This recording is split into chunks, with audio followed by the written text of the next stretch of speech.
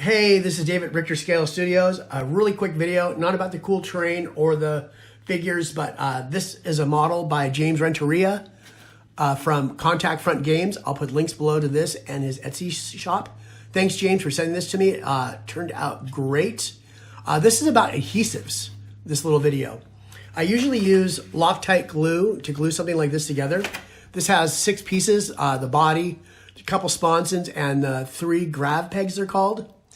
And I usually, like I said, I usually use super glue, but this time I tried out some stuff I got off a Kickstarter, 3D Gloop. I haven't done the ABS yet. I will try that in the future, do another video on it.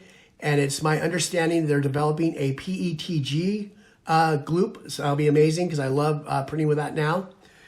What I can compare this to is doing styrene models for wargaming and using like Model Masters or Testers or something like Tamiya extra thin cement, where it actually welds, like a chemical weld between the plastics. It works great. This does the same thing, or same concept.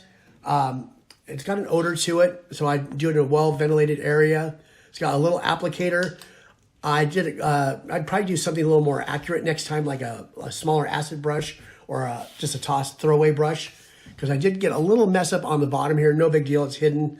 But you can see how it kind of affects the surface just like a styrene glue does on styrene plastic. And this thing is so solid, so it is welded together. I mean, it's not gonna go anywhere. Because sometimes with super glues, you can drop the model just right and that shear effect will separate the part. It just happens with every kind of plastic. It doesn't weld together, kind of just a weird way that super glue works.